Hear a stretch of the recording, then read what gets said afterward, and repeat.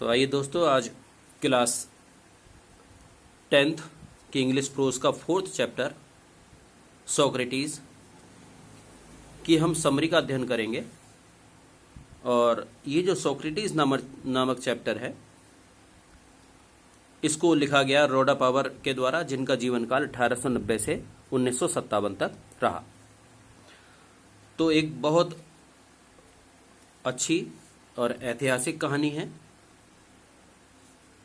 जिसको पढ़ने में भी और सुनने में भी आनंद आएगा। तो इसके आगे जो लॉन्ग क्वेश्चंस हैं उनको पढ़ने से पहले हमें इसकी कहानी को पूर्ण रूप से कंठस्थ होना आवश्यक है। वैसे तो इस चैप्टर का वर्ड बाय वर्ड हम अर्थ को अपलोड कर चुके हैं, उसको आप शर्मा स्टडी पॉइंट पर जाकर देख सकते हैं, जिसको कि इस वीडियो से भी लिंक के द्वारा जोड़ दिया जाएगा। और आज हम इसकी समरी पढ़ेंगे। जो भी विशेष रूप से खास इसकी घटनाएं हैं या जो क्वेश्चंस में कॉमन होती हैं, उसके बारे में हम अध्ययन करेंगे। तो आइए शुरू करते हैं समरी। Lesson 4 Socrates. तो ईसा मसीह का जन्म जब हुआ था, उससे भी 400 वर्ष पहले, 400 साल पहले की बात है कि यूनान देश का जो एथेंस नामक नगर था, उसमें एक व्यक्ति रहता था जिसका नाम सुकरात था। वो देखने में कुरूप था, छोटे कद का था, उसकी नाक चपटी थी, आंखें बाहर को उभरी हुई थी। इस प्रकार के गुणों वाला वो लड़का था। उसके पिता एक बहुत गरीब व्यक्ति थे और पत्थर काटने वाले थे। जैसे सड़कों के किनारे पर पत्थर तोड़ते रहते हैं, पत्थर काटते हैं, इस प्रकार से वो पत्थर काटने वाले व्यक्ति थे। इसलिए वो बहुत गरीब थे और सुकरात फटे पुराने कपड़ों में रहता था। और जैसा कि बचपन में बच्चे करते हैं, अपने स्कूल जाते हैं, तो वो भी अपनी आयु के जो और बच्चे थे उनकी तरह से वह भी स्कूल जाता था, जहां पर जो विषय पढ़ाए जाते थे मुख्य रूप से वो संगीत और शारीरिक व्यायाम थे। उसने कुछ विज्ञान के विषय में भी सीखा, कुछ गणित के विषय में भी सीखा और सितारों के विषय में भी थोड़ा थोड़ा उसने ज्ञान प्राप्त किया। लेकिन जहां तक इतिहास और भूगोल की बात थी, इसके बारे में उसने ज्ञान प्राप्त उतना नहीं किया जितना कि आज के बच्चे करते हैं। छोटी गर्दन और चपटे चेहरे वाला यह विचित्र सा व्यक्ति, विचित्र सा प्राणी हमेशा ही अपने विचारों में खोया रहता था। हमेशा अपने साथियों की ओर देखता रहता था और बहुत ही कम बातें ऐसी होती थी जो उसकी दृष्टि से बच पाती थी। अब उसके पास कोई बड़ा मकान नहीं था, ना ही अच्छा फर्नीचर था, क्योंकि वो बहुत गरीब था। उसे धन या बहुत जो अच्छी अच्छी वस्तुएं होती हैं, उसकी कोई इच्छा भी नहीं थी। लेकिन जैसे जैसे वो बड़ा होता गया, तो शारीरिक आराम और आनंद के विषय में उसने सोचना बहुत कम कर दिया। उसने अपना जो सारा दिमाग था सदैव उन्हीं बातों में लगाया जो महान थी, सम्मानपूर्ण थी और न्यायपूर्ण थी। उन्हीं में वो हमेशा अपना ध्यान लगाता था। सुकरात नगर में पैदल ही घूमता रहता था, लोगों से बात किया करता था और एथेंस वाले उसकी जो शक्ल थी, जानी पहचानी शक्ल थी, उसको सड़कों पर ही तलाश करते रहते थे और अपने मित्रों से कहते थे, हाँ वह सुकरात है, आओ उससे बात करें। कुछ समय पश्चात सुकरात एक अध्यापक के रूप में प्रसिद्ध हो गया। सड़कों पर ही वह घूमता रहता था और बाजार में या भीड़ भाड़ वाली जगहों पर खड़े होकर के वह नगर के जो लोग थे उनसे बातें किया करता था और उन लोगों से बातें करता था जो उसको ग्रीट करते थे या उसको सम्मान देते थे। उसकी बातों को सुनने वाले या उससे बहस करने वाले या उसके प्रश्नों का उत्तर देकर जो उत्तर देते थे, वो सब चक्कर में पड़ जाते थे।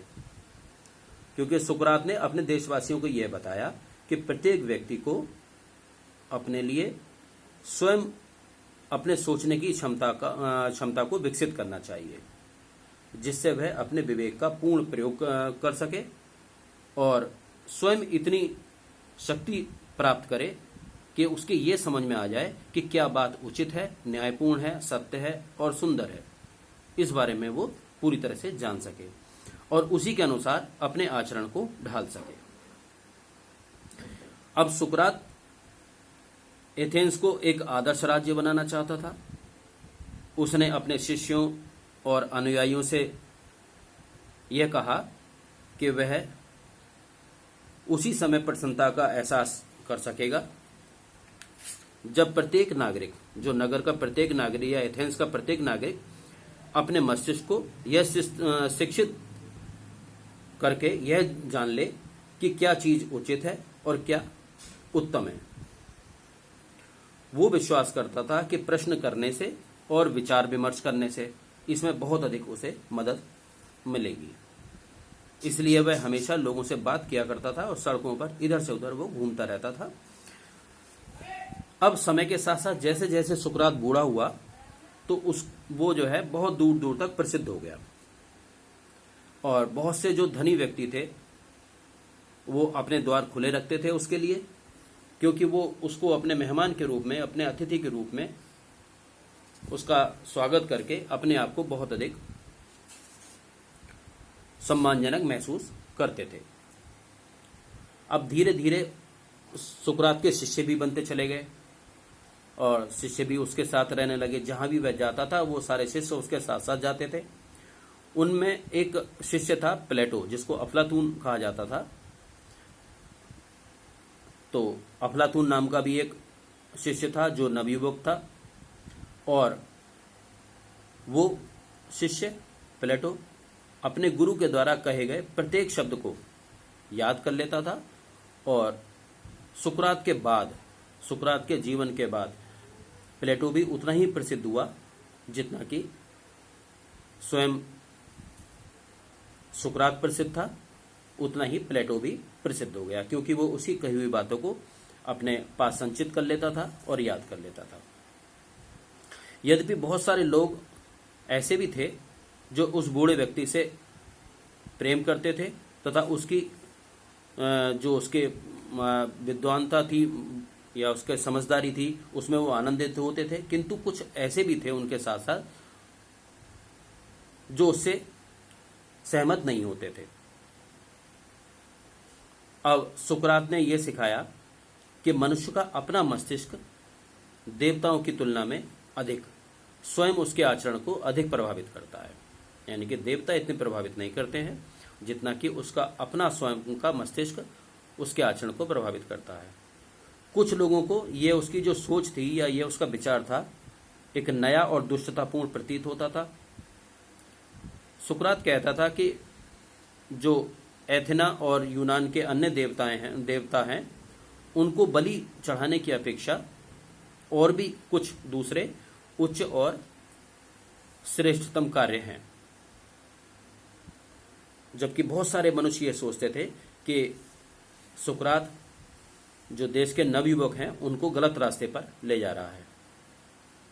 वह उन्हें उस ज्ञान पर प्रश्न करने को प्रेरित करता है जिन पर लोगों को सहजी विश्वास था, जिनको कि लोग विश्वास करते थे, उसके बारे में भी वो प्रश्न करके उनको प्रेरित कर रहा था और उनके मस्तिष्क को संदेह से भर रहा था।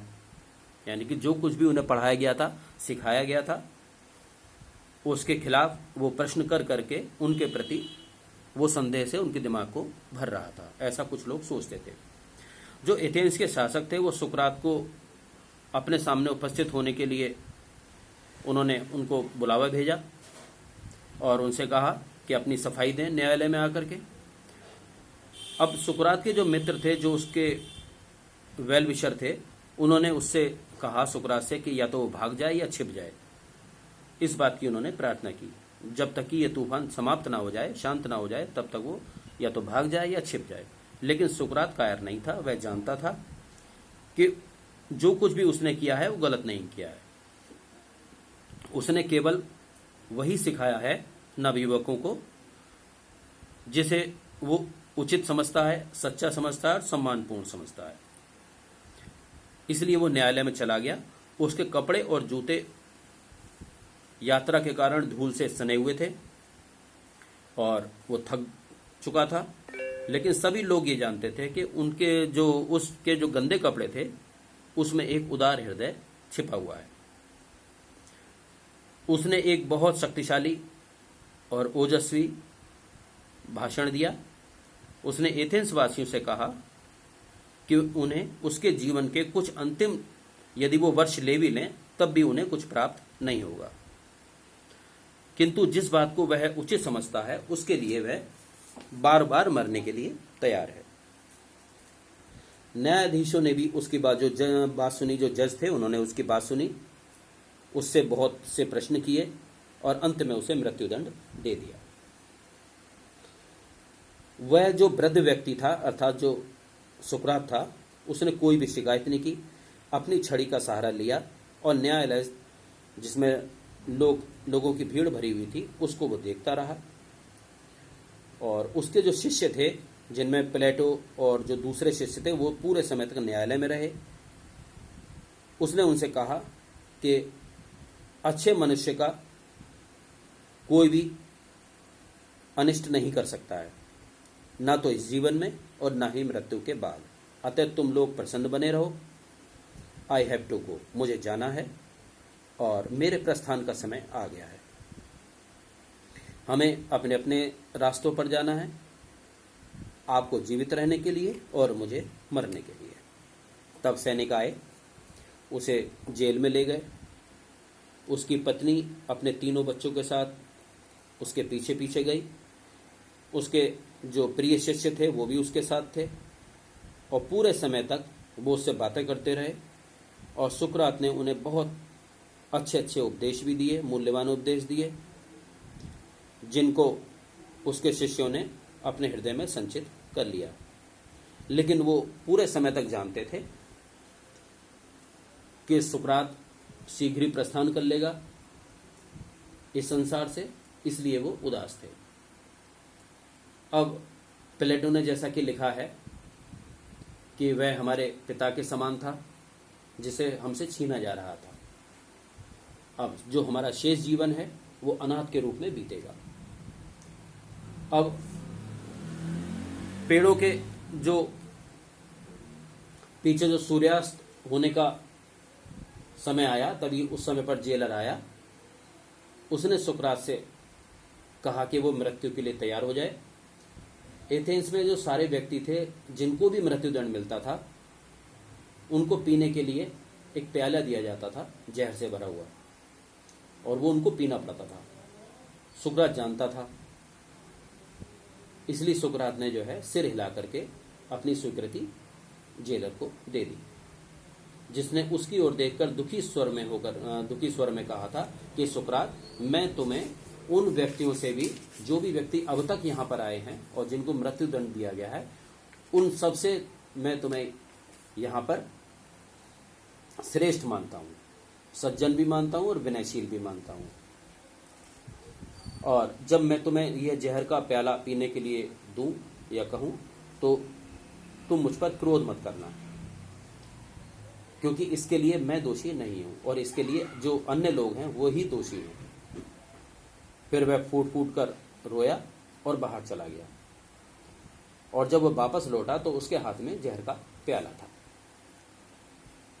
अब जो देवतागण इस संसार से दूसरे संसार की मेरी यात्रा को सफल करें, ऐसा कह करके सुकरात ने उस जहर के प्याले को अपने होठों से लगा लिया।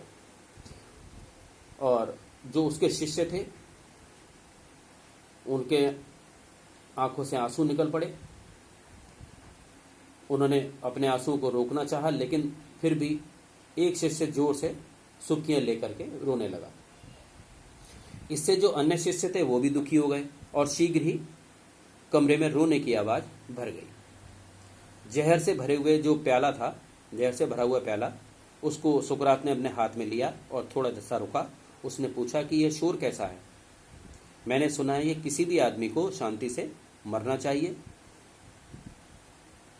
इसलिए तुम सबको रोना नहीं चाहिए, सब शांत रहो और धैर्य रखो। फिर कुछ याद करते हुए उसने अपने चारों ओर देखा, अपने शिष्यों में से एक से कहा, क्रीटो, उसका नाम क्रीटो था, उस शिष्य का, क्या तुम मेरा एक काम कर दोगे? मैं एस्कुलेपियस जो देवता हैं उनका एक ऋणी हूं, एक मुर्गे का, क्या तुम वह ऋण चुका दोगे? क्रीटो ने सुकरात को उत्तर दिया, यह ऋण अवश्य ही चुका दिया जाएगा। अर्थात जो देवता हैं उनको मुर्गे की बलि दे दी जाएगी। क्या कुछ और कहना है? उसने उत्तर पाने के लिए प्रतीक्षा की। काफी समय तक जब उसे उत्तर प्राप्त नहीं हुआ तो उसने देखा कि जो समस्त यूनानियों में जो सर्वश्रेष्ठ व्यक्ति था, जिसका नाम सुकरात था, वो मृत्यु को प्राप्त हो चुका था। तो दोस्तों, ये थी कहानी सोक्रेटिस। एक बहुत मन को छूने वाली कहानी। और इसके बाद हम इस चैप्टर के जो इम्पोर्टेंट क्वेश्चंस हैं उनको पढ़ेंगे नेक्स्ट वीडियो में। और तब तक के लिए नमस्कार।